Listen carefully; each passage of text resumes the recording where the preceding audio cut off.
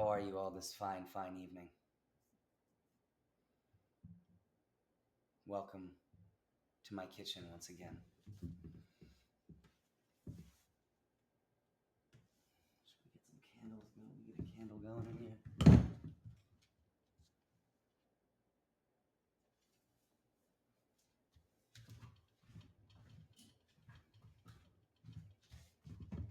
Get a little mood going.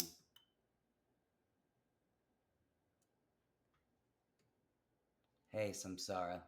I am doing well. Hope you're doing well too. How is everybody? Where are you guys all? Where are you guys all logging in from?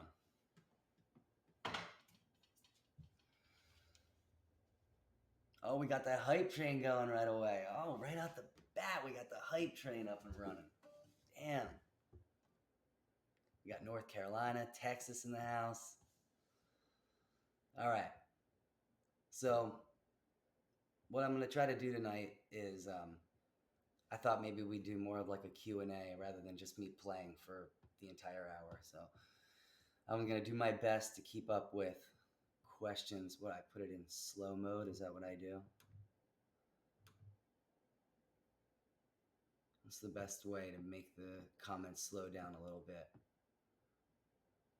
Chat pause, dude. Okay. Oh, we got people from Japan. What's up? What's up, Tommy? Welcome. San Diego, Orlando. Nice. LA.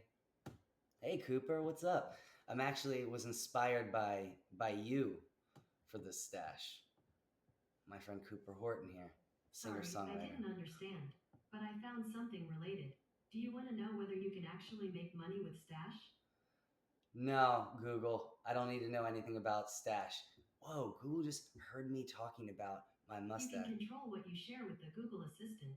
I'll send a link with more info to the Feed tab in the Google Home app. Google, all due respect, I need you to chill out for a little bit while I play some songs, okay? Google, turn off.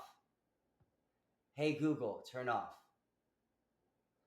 Sorry, Power Controls is not yet supported. Whoa. You guys are witnessing alive you're witnessing my AI in my house starting to come alive and disrupt our live streams. I'm not even going to try to turn it off. I want to make sure that it remembers me when singularity hits and all the robots and AI start coming for us. I want it to remember me as somebody who was nice to it. My Google Home just said the exact same thing. Yeah, Ches Viking it's the first time that it's ever really done that during like whether it's a live it's never really just started talking to me. It's happened a couple times, but that was really strange. Thank you guys all for thanks for saying nice stuff about my mustache. I'm really excited about tonight. So I've been looking through some of the requests for songs, and I was really just gonna start kind of going after what you guys typed in here. So if there was stuff that you guys want to hear, throw it out there. Questions that you have, throw it out there, and we'll start talking about whatever you want to know about. I see a bunch of people talking about Baby Girl. I thought Baby Girl is always a good way to start. Baby Girl is like a really funny song too, because I've been playing it for like 20 years. I was in a band in high school called Audience of One, and we had a song that was called Show Your Teeth. And the chords for Show Your Teeth were pretty much the exact same chords for Baby Girl, or really similar.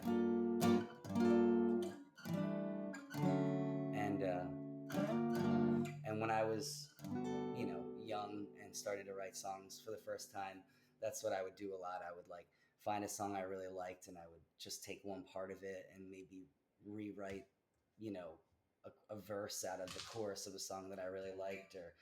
And so we would play Show Your Teeth, which was like really heavy, like, and then when I started playing it by myself, I just started singing different stuff over it, and sort of changed up the rhythm and changed up the vibe of it. Like instead of it being, I think "Show Your Teeth" was more like a, and had all this other instrumentation. I sort of added and then it wasn't until I went to the studio at Skylight Studios with Vince Ratty from Zoloft the Rock and Roll Destroyer, that I played that song with Tim Arnold, and he sort of helped lay in that groove, which is like such a cool groove.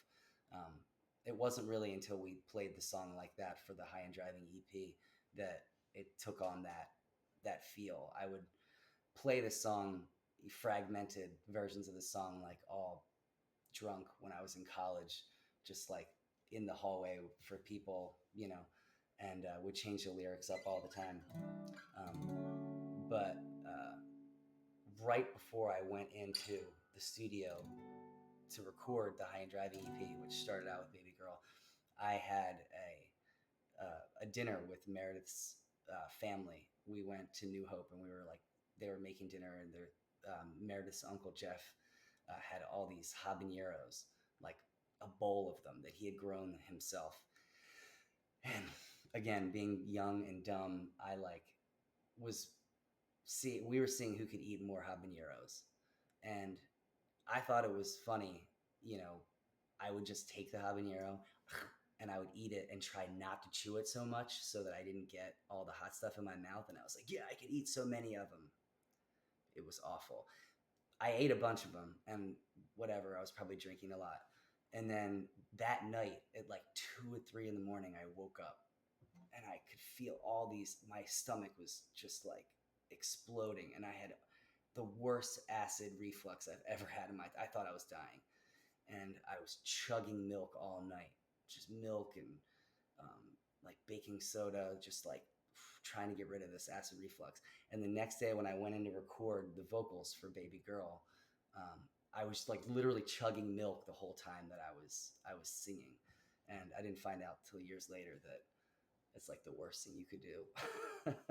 But maybe the milk added to something in my voice or some bullshit like that. If it wasn't for the milk that I was using for my acid reflux, and I would have never made my signature sound. But that's why I drink milk before I record all the time. Oat milk now.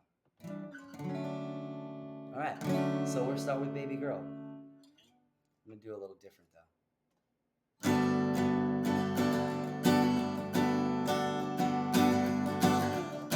Baby girl, twist away.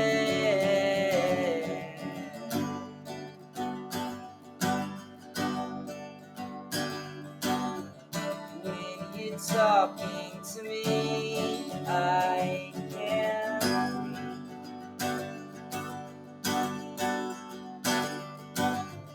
Set some time aside to say, why don't you stay?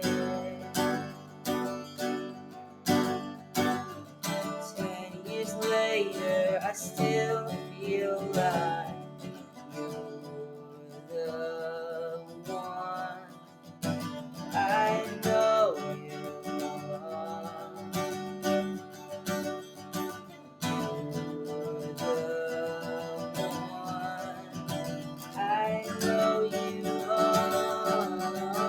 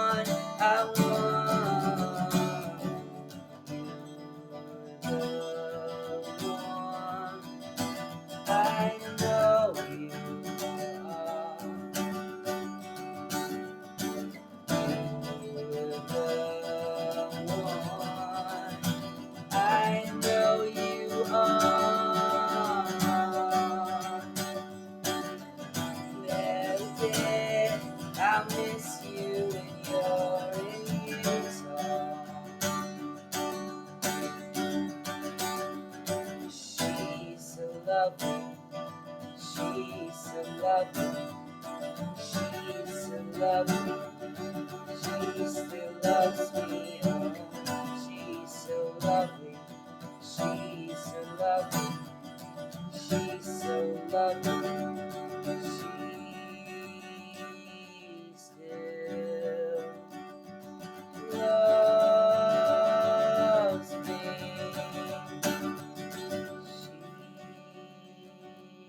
She still loves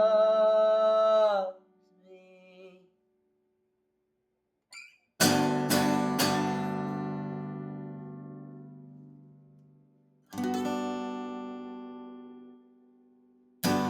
What? You said my beard's weird? My beard's gone. There's a lot of psychic energy that you can hold up in a mustache. So yeah, Baby Girl's one of the oldest songs that I have, and I love playing it so much. So that was really cool.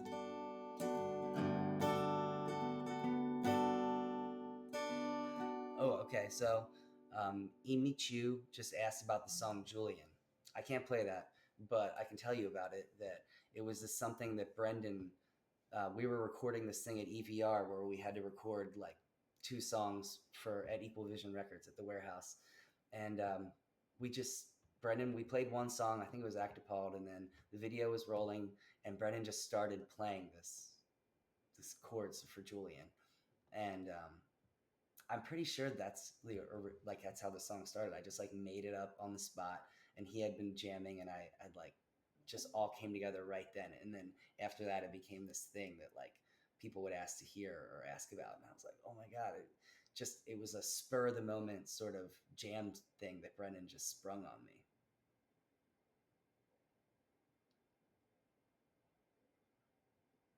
That's a really good question, though. Okay, You'll Be Fine. Somebody just asked me about that song. Um, I'll try to play that. You'll Be Fine. Oh, Brian Linshield, thanks so much for the tip, dude. You'll Be Fine is an interesting song because it basically was 3 song ideas that I played for my producer, Will Yip. And we both were listening to the songs for Young Lay or for Pixie Queen, and I had this idea for the first song, and it was sort of far fetched, and You'll Be Fine was part of it. But then we both came in the next day after listening to some songs. We were like, what if we just pushed them together and sort of made one song idea out of these 3 ideas? And that's how You'll Be Fine got started.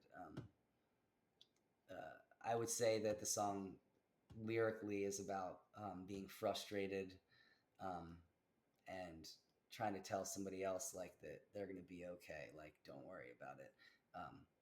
Like, you go, I'll stay behind and get eaten by the monster type of thing.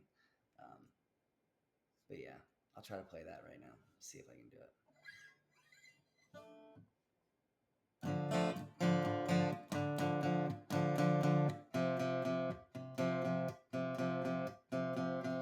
I've gone out too far. I may not make it back. How will I get through if you cringe at the sight? If I had something you wanted, you would change. It's just a horrifying way I see it. Shame. Oh, oh.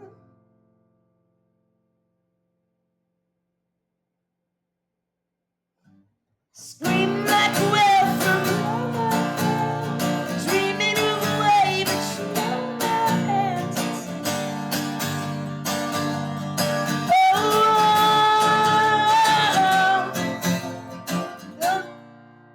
falling to the floor in a restless state, picking in the skin. No, I can't be safe.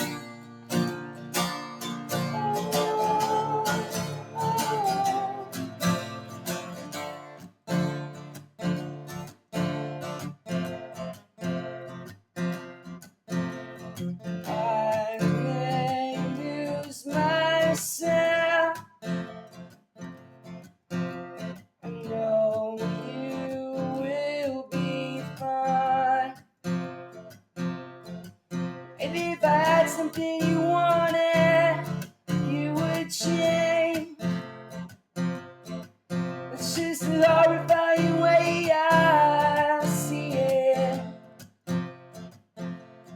If you really mean it, if you really mean it, you never have to go. That's all I want. Burning like a candle in open sense, shining really bright, but the love won't last tonight.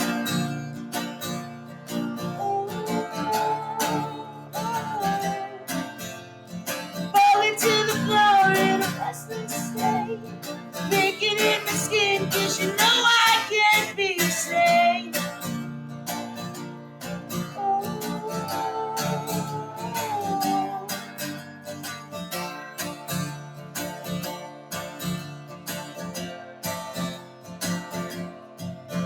You said you want more. I know you want more. Does it mean a thing? Mean a thing today? You said that you would change, but everything's the same. Takes too much for me. It takes every single thing. Shame. Oh, oh. Screaming like a whale from the bottom, dreaming of a way, but you know my hands are tied.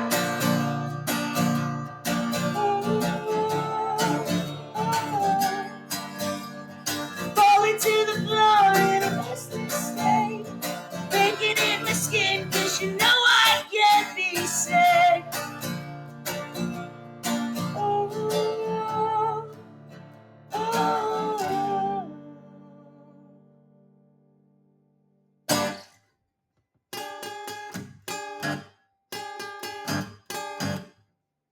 Yeah.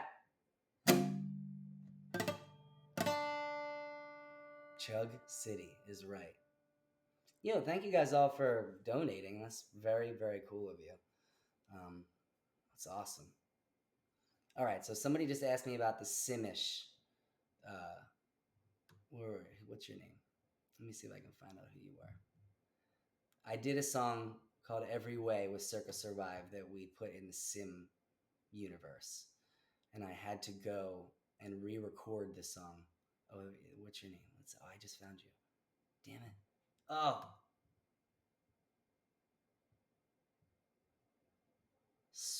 Sawar 5. I can't even pronounce your name. But man, it was like the hardest recording session I'd ever been a part of. I tried my best to be what you needed. No, I'm sorry. I tried so hard to be what you needed. Your imaginary vocalist. I spent the entire time. I literally had to do it line by line because I was laughing so hard in the midst of trying to record it. Whoa! Somebody give me $100? That's crazy. It's too much money.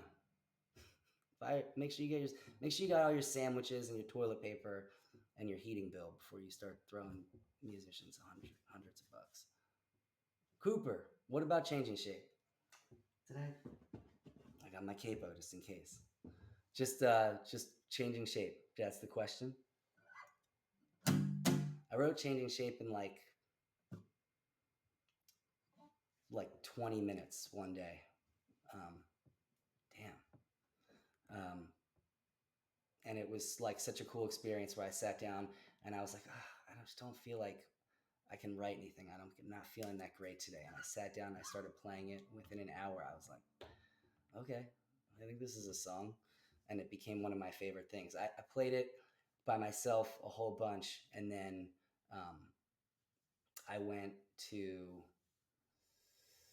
Ohio or Chicago or Arizona or someplace to play a solo show to try out some of the songs. And I played it. I think I played like a 5-minute version of it there. But oh man, it felt so good to play it in front of people. And I think that's when the song really came alive. There was something that happens when I'm sitting and writing a song, and then when I go to play it, like all these different things come up when there's people in the room, the energy is swirling around. And I think that there's some really cool stuff that happened for Changing Shape when I was testing it out at shows at like Hotel Cafe. Yoka Monster, my favorite venue of all time to play.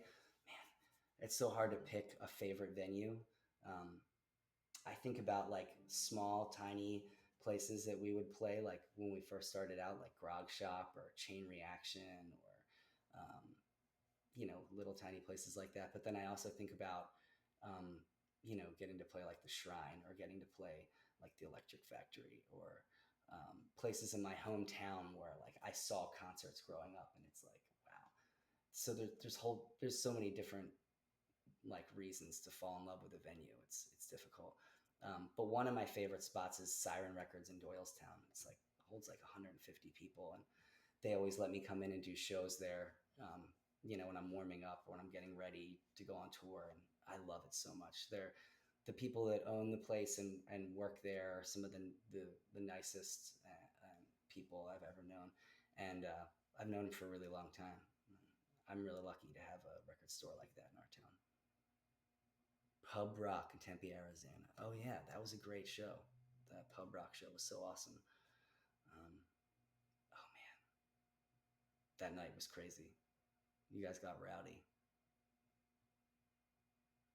Have I ever been at the Chelsea asked me if I ever been at the hot tub at the Norva. All right, so there's a venue called the Norva in Norfolk, Virginia, and there's like a legendary hot tub back there, and I'm embarrassed to say that I have spent a bunch of time in that hot tub. I think that's why I had the antibodies for coronavirus, because I've been in that hot tub. If you've been in that hot tub, you can't get corona. You can't get roned. Thank you guys for asking so many questions and being so involved in this. It makes me feel really good. Frozen Creek. Oh, I wish I could play Frozen Creek.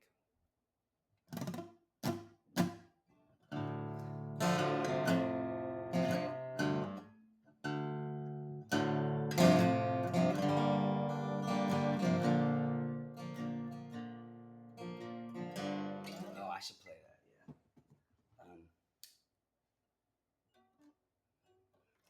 Yeah. This capo sucks.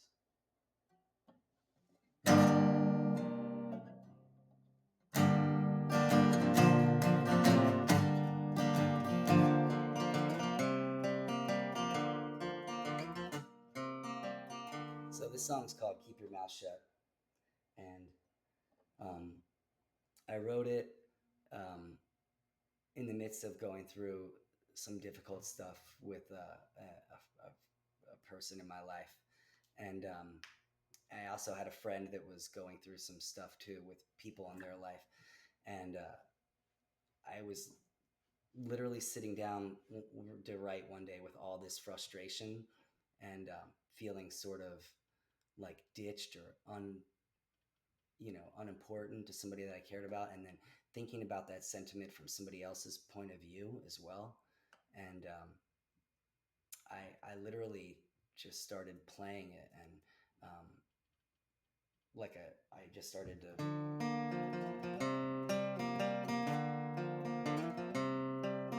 And I thought of these lyrics, "Keep Your Mouth Shut," that for some reason on a circuit tour, there was a jam that we were doing where I was saying "Keep Your Mouth Shut" in that jam, and I said it like every night, and I always thought like, oh man, such a cool lyric to yell when you're on stage. Like I always saw it in my mind, like when you're playing, like when you're playing a quiet room, like a mellow acoustic set, to have a song that just like popped like in the middle of it, where you're like yelling at the top of your lungs, like having a nice quiet chill part that goes into something that's like a little jarring, and then to have it be like basically like yelling keep your mouth shut at people is like kind of a funny way to dig in if I'm ever feeling like frustrated at playing an acoustic show where everybody's talking. But yeah, so it's multi-level theme song. I also like to change up the lyrics a lot.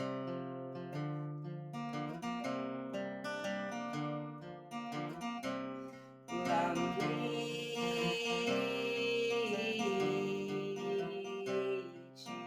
out. You know not what you do.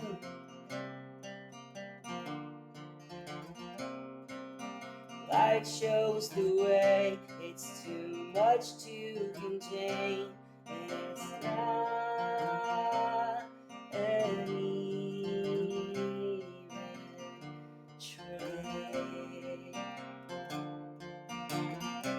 So just watch what you say.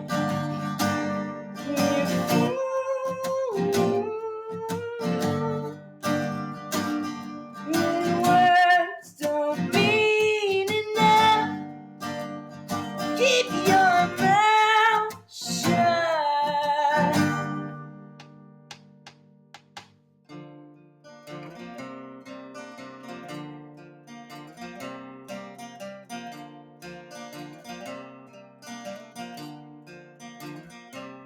You save me from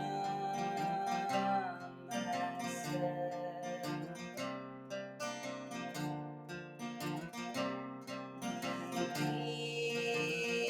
Destroy all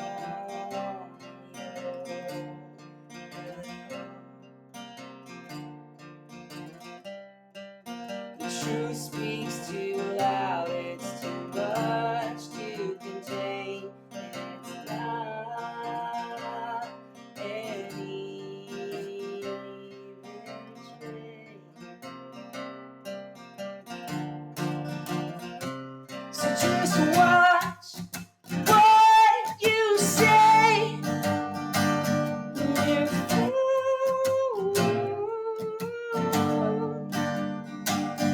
When words don't mean enough, keep your mouth shut. All I wanted is fair. You can't keep on acting like you didn't care. All I wanted is fair. All I.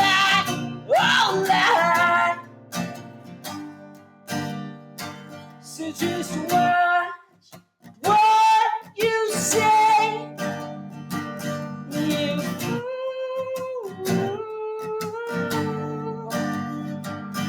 When words don't mean enough, keep your mouth shut. Keep your mouth shut. Keep your mouth shut. All I wanted is fair. Keep your mouth shut, yeah.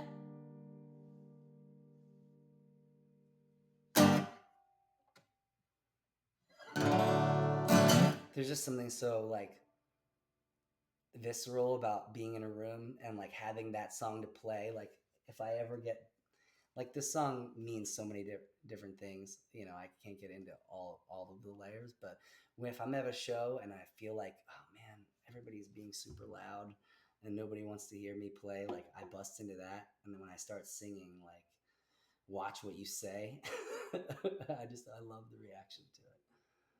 Yeah, it always feels good. I miss it. um, damn. Thank you guys all for your immense generosity tonight. It's crazy. Thank you so much. Alluricis asked me, how do I enjoy being a father? I love being a dad. I fear I'm awful at it, but I'm so lucky to get to hang out with my four boys.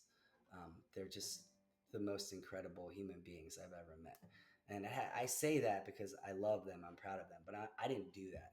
Like I say, I love them. I think they're the coolest human beings ever. I'm not saying like I made the coolest human beings. Like they're from the ether, they're from outer space. Like they're their own people. I just got super lucky, you know. Um, and they teach me things, and they're fun, and yeah, I love them so much. I love being a dad. Purple blocks. I can't say people's screen names. I miss Brazil too. I love Brazil. Do you think your lyric changes in the moment, or are your lyric thought out specifically? So, okay, Sophia. Um, a lot of the times, if I change lyrics live, it's happening like in real time where I'm not really even thinking about it. It just happens, and then I can think back on it. But for the most part, I don't plan out lyric changes. Every once in a while, like if something happens one night, I'll think like, oh, that's cool. I want to try that again. So if it comes up again, maybe I'll do it. Sometimes I slowly like change a song doing that. And then when I go and hear the album version, I'm like, oh my God, I forgot that I was actually saying something else because I've been singing the alternate lyrics so much. But um, I really enjoy doing that. It keeps things fresh for me. Every once in a while, being able to change the lyrics up. I had a really long conversation once with Chris Connolly about um, changing lyrics up live, and I think that we were playing with Saves the Day, and he told me, he was like, "Man, I go to sing along with you, and I can't sing along because you changed the lyric up." And I never really thought about it like that, like how selfish it kind of is to do that. Um, and so he put it in perspective for me a little bit. He was like, imagine if you were going to see your favorite band, and that's your favorite line, you want to go see it, and the singer just doesn't sing it. So I think about that, and I try not to go too off the deep end when I'm changing stuff because I don't want to fuck you guys over. Desert Island, you can only play one song for the rest of your days? Oh my God, what a tough question. No matter what song you pick, and it's just the one, you'll hate it. Doesn't matter what it is. I feel like that's just the way it goes. So you're basically asking me, what song do I want to, that I love right now, do I want to like hate if I ever got into a desert island situation? But I really love Claire de Lune by Debussy. I think it's a beautiful classical song. Um, I love it. I'd probably hate it so much, but it calms me down a lot. Okay, somebody just asked me about what the lyrics that I was singing during the solo that when Circa played at the shrine and we had Tozen come out and play Glorious Nosebleed, and I don't know. I was making them up on the spot, and I haven't seen that DVD in a long time, so I'd have to check it out.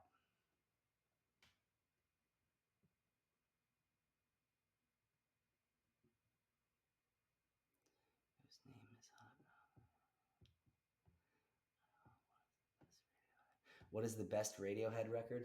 Again, you can't pick the best Radiohead record, but one of my favorites, one of my favorite records of all time is In Rainbows, and I don't think it gets much better than that. I really love In Rainbows, but I love Moonshaped Pool too a lot, and Tom York's solo record is incredible. What's 7 years about? Grayson Clark. Um, when 7 years when 7 years came about, I was going through a lot of addiction stuff. And so I think that I ended up writing 7 years and musing a lot about my struggles with heroin and pills. I wouldn't say it's exactly what the whole thing is, because I think back then I didn't really stick to like a singular theme. I still don't really, but I know that 7 years is about was written during a time where I was really struggling with opiates for the first time in my life. Little did I know it would still be fucking with me, even though I'm like almost 40. Would I ever pay to work with Steve Albini? Yeah, I would love to work with Steve Albini and hang out. I'd love to just have lunch with Steve Albini. I'm pretty sure he would probably rather get choked than have lunch with me. Somebody just talked about, I don't know who it was, about the song East Coast Winners. I think that's a great song to play right now during this thing. Since we're about to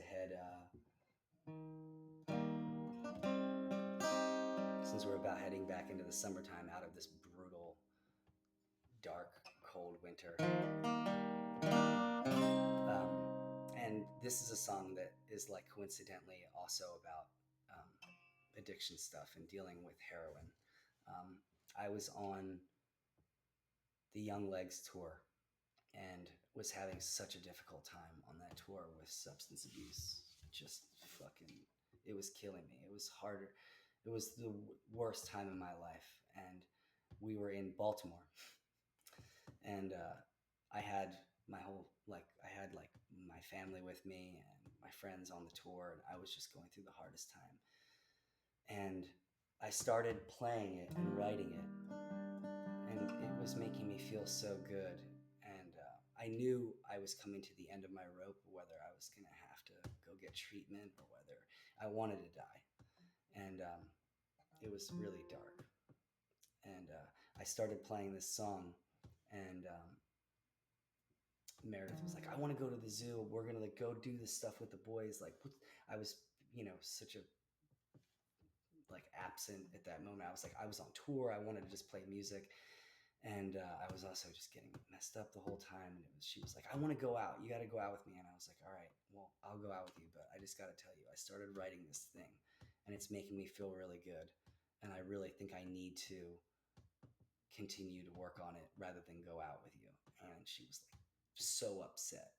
Just like, why you don't like, and I just was like, let me just play you a little bit of this idea. And if you still don't think I should continue to work on it, then I'll come with you. And I started playing it. And she was like, oh, I really wish you could come, but I think you got to stay here and work on that song because it's really pretty. So I spent the day in the backstage at, where do we play? I can't remember what the name of the spot was. But I spent like the whole day there, Auto Bar. I spent like the whole day there just in the back room, just figuring this out. And then a couple months later, when I was in rehab, they had a guitar and they were like, oh, we heard you play. So I was like, yeah, I play a little bit. And they were like, oh, play us something. So I played them this and they were like, holy shit, that's sad.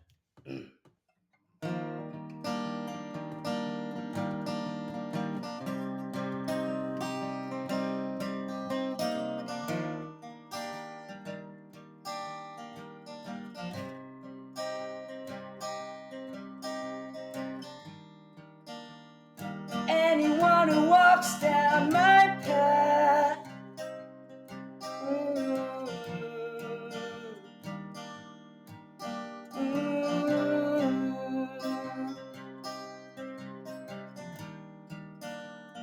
anyone who walks down my path after it snows, cover up their footprints.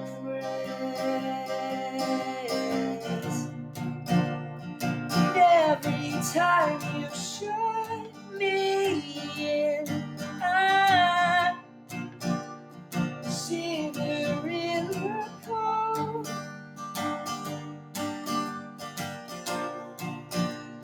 And every day I stay in bed, I get a little wild.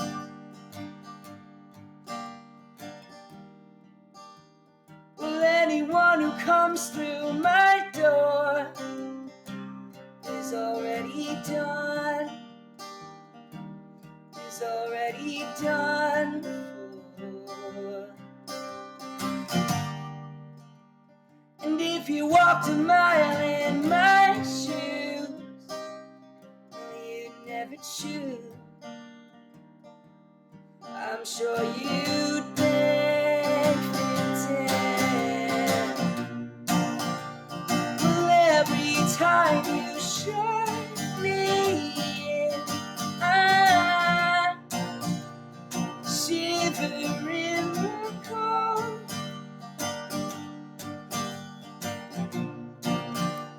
Well, every day I stay in bed, I get a little wild. As far as I can tell, you never got it right. Ooh. And everyone I know is all but turned away, scattered in the dark. Ooh. Seen this love of a dozen times before, and not as empty as it is. Ooh.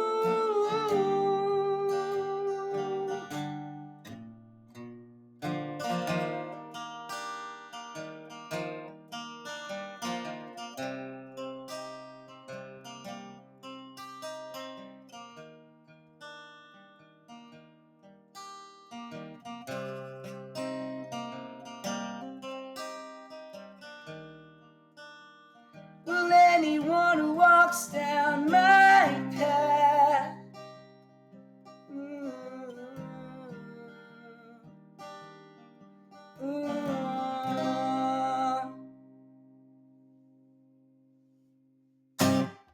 That was out too.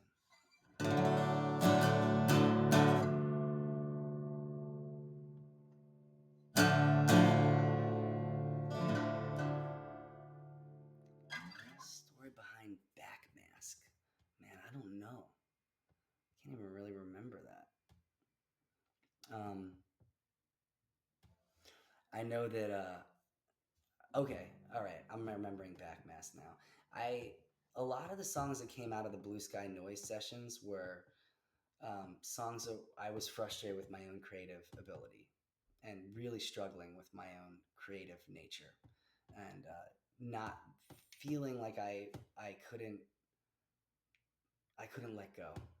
It's so funny that the album before that was called On Letting Go, but I was just holding on to what I wanted to appear like, or I wanted to come off like, and I just couldn't let it flow. I couldn't get into like that childlike state of creativity because I was just being so judgmental on myself, and I was thinking about what everybody else might be thinking. And a lot of the songs on the Blue Sky Noise and around that time are about dealing with that self-doubt. Damn, thank you guys so much for all the tip monies. How did I end up collaborating with Matt Caracas? Um, it's funny. I heard Youth and was like, man, this is awesome. And I'd been working with Will for a little bit, and Will was like, man, this band's so awesome, and this dude is so fucking crazy and cool, and I think you'd get along with him. And he had been talking about Matt for a little while, and I listened to Citizen, and I fucking love Youth. It's so good. All their records are really incredible, and I ended up just like getting along with him like a normal, like I think Circa ended up touring with him, and I just got along with him. We like we clicked, you know. We were like making jokes and like being goofy with each other and being sarcastic, and then you know we'd be talking for a long time, and we found out we had a lot of stuff in common. I fucking look up to Matt so much. He's an incredible songwriter, and just a really good human being, like altogether just great person, good friend to have. And yeah, he was like, "Hey, do you want to sing on this song?" I was like, "I thought you'd never ask." I love how like you guys aren't even, some of these aren't even questions. It's just like song titles like with a question mark. Just to Feel Alive. I wish I could remember how to play that right now, but I can't. But I wrote that song super drunk, um, in the middle of the night in Manchester, England, right before Circa was about to fly home from a tour, and I was about to have Luke. I think it was Luke. Maybe it was Luke. Yeah, it was Luke or James. I can't remember.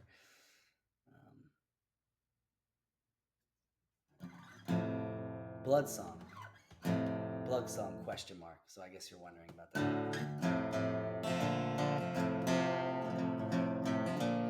Blood Song was written after I watched There Will Be Blood for like the 500th time. And that's why I was like, the line, who's gone buried in the well.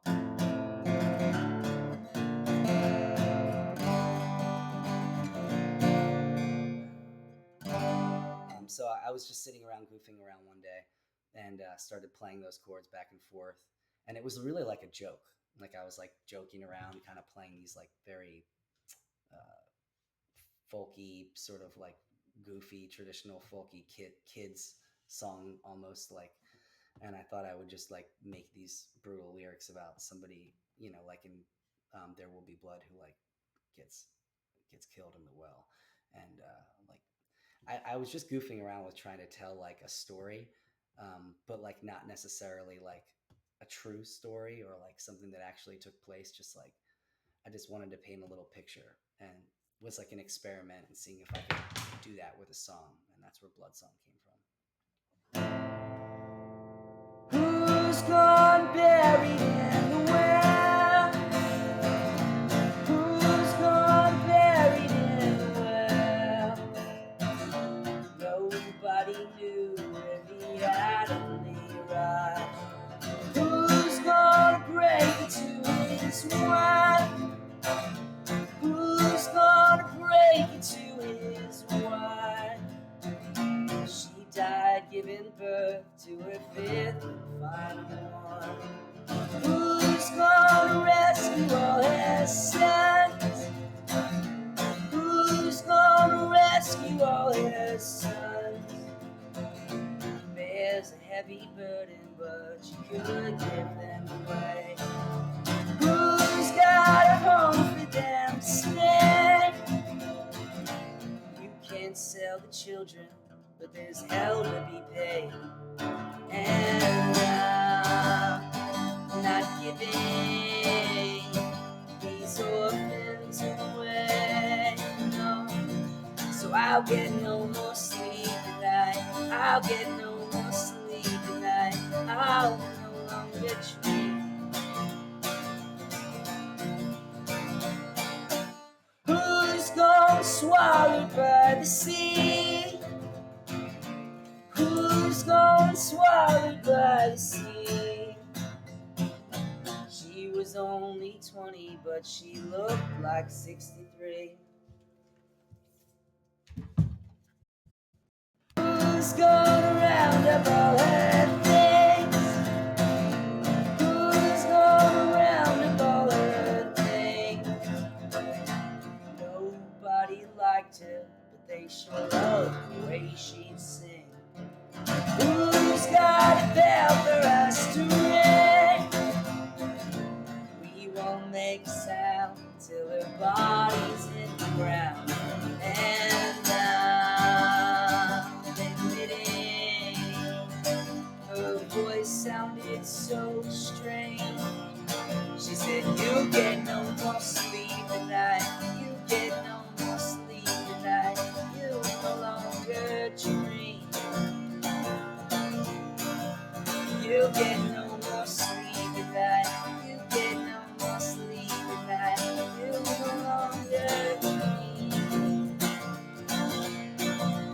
You'll get no more sleep tonight. You'll get no more sleep tonight.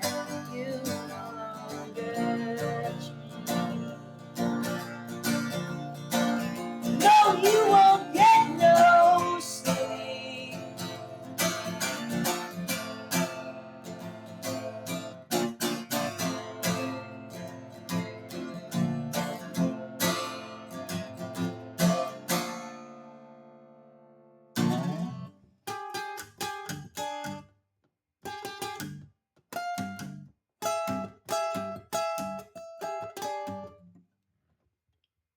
Favorite horror movies? Shining. Boom.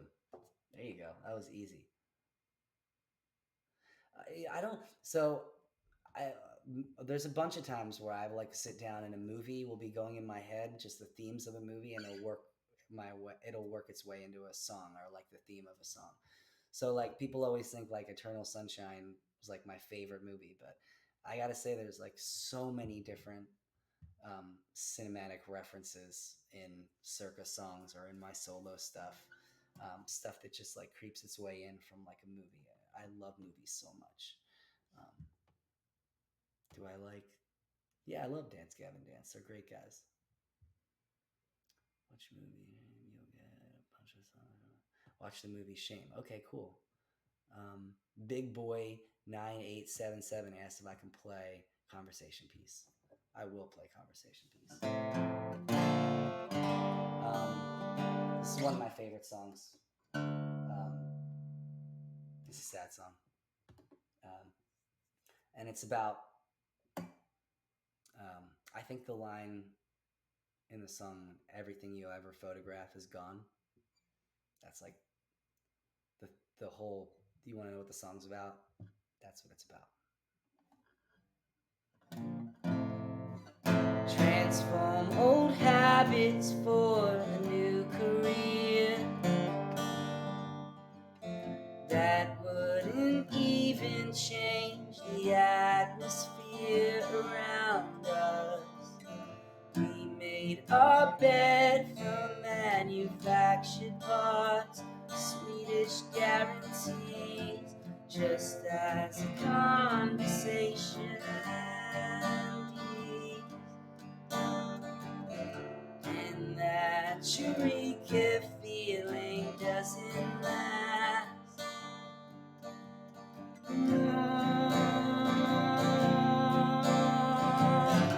And everything you ever photograph is gone, gone.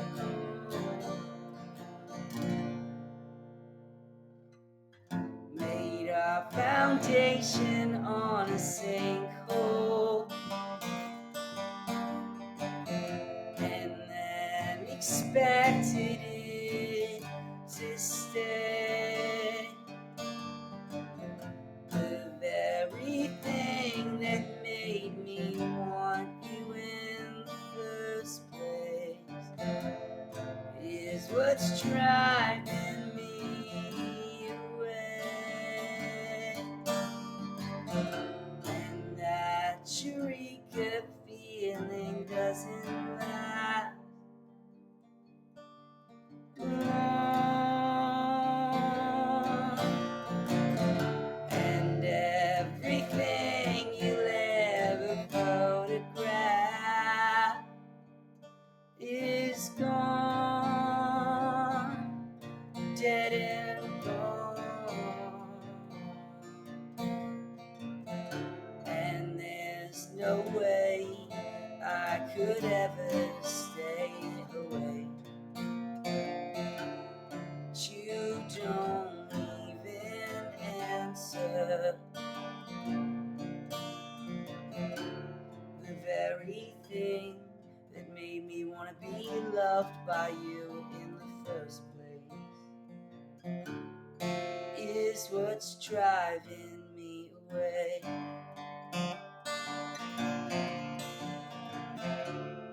Is what's driving me away.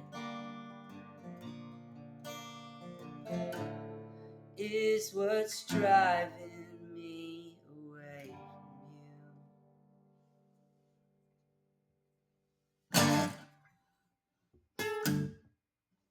Um, Somebody just asked me if I like David Lynch, and I just want to say David Lynch is one of the most incredible artists to ever exist, um, to ever be born on this planet. Yeah, I like David Lynch. I like worship David Lynch.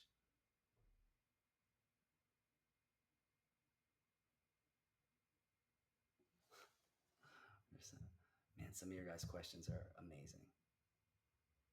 Dude, I would love to be able to play semi-constructive criticism um, on acoustic guitar, but I can't. So there's a version of it somewhere that's like Brendan and me and Keith playing it in the studio, very bluesy, completely different, super like slow, down, like weird, really weird version of it that I would love to record someday. I would love to put out someday. I don't even know if I put vocals to it, but we recorded it and it never made the record.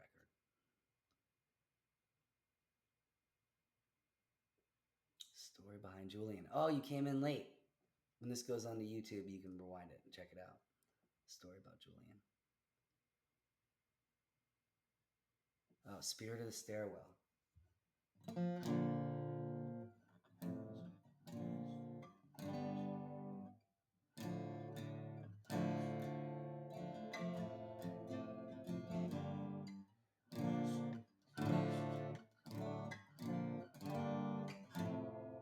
All right, so Spirit of the Stairwell um, is about. I wrote Spirit of the Stairwell after Meredith and I had our first miscarriage. After she had her miscarriage, and we were going through that. Um, it's hard to talk about. It was an incredibly weird time. It's hard to even play. I might just skip it because it just makes me feel sad. But the song was written like the day after we came home from the hospital and had our first miscarriage. And, when you're 20 something years old and you're going through that stuff, you don't really know that a lot of people end up having miscarriages. You don't know how common it is. And so, man, it was just such a crazy time. I didn't know how to be there for another human being, for my wife at that time. And I didn't know if I was doing the right thing or being a good partner. And I could tell that she was hurting and trying to be strong. And both of us weren't ready to be parents anyway. We just started getting ready because, we thought it was time. So to then get dealt that card was very, very difficult. And so I ended up writing it about that time in my life. I don't really want to play it though. Sorry.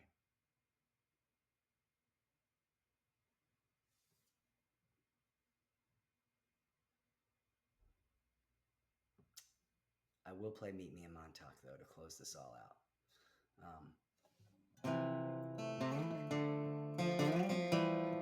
So Meet Me in Montauk was written late at night on during the Juturna writing session, and I can say that I probably spent 20 minutes tracking the guitar and the vocal for the song. And then I spent like 4 hours just playing with effects on the demo. I think the demo is out on iTunes or on like exclusive whatever for iTunes or on the deluxe version of the fucking whatever version.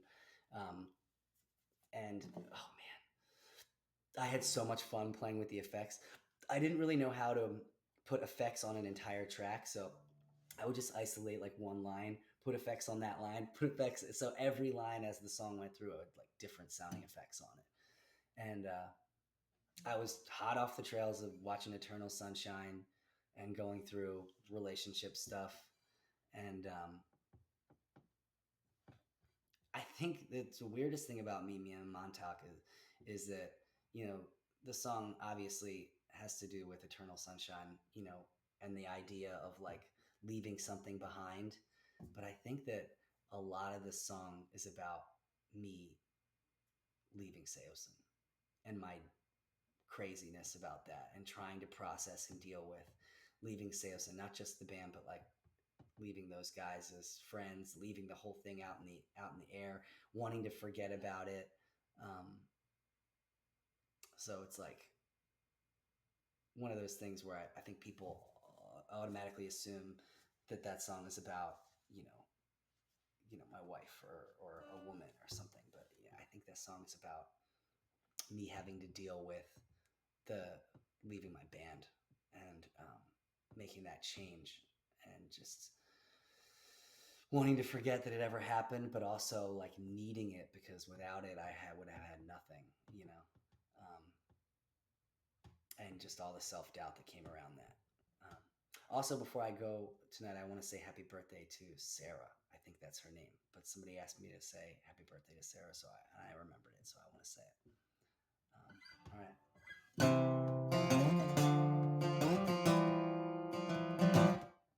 Leave just as you came, without a sound, nothing to ruffle your end. I've been wandering around, making up movies in my mind.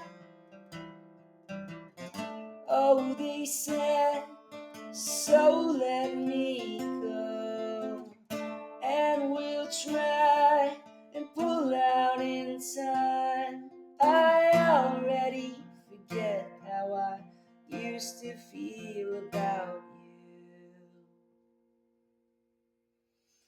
Leave just as you came, no invitation, nowhere to go from here. I've been wandering around, wondering how I got so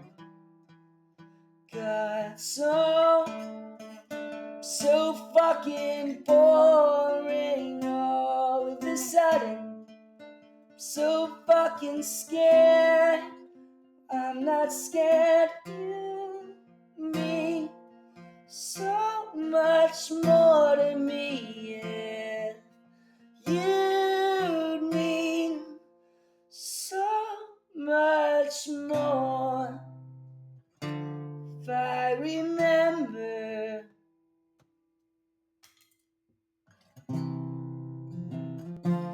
If I remember, I lied to you to get you here. To get you here, I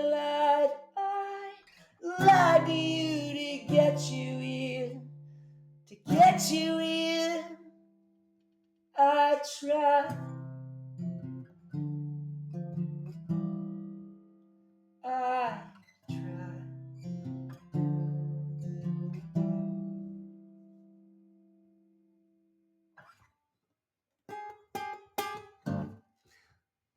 All right. Yo, thank you guys so much for doing this. Once every couple weeks, I want to do a thing more like this where we talk about songs and we have more of like a chat, where I don't just play continuously the entire time, and we can do this. So thanks for participating in it. I really appreciate it. Want to thank the Creature Club family out there, and yeah, thank you guys for making my night. We'll do this again sometime really soon, like maybe in the next couple days. We'll do another Twitch session.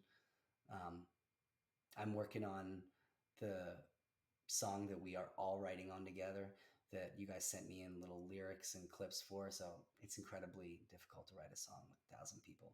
So I'm trying my best. But as soon as I get that up and running, I'll debut it on one of these sessions. So thank you guys all so much. I hope you have a great night. Take care of each other and stay safe.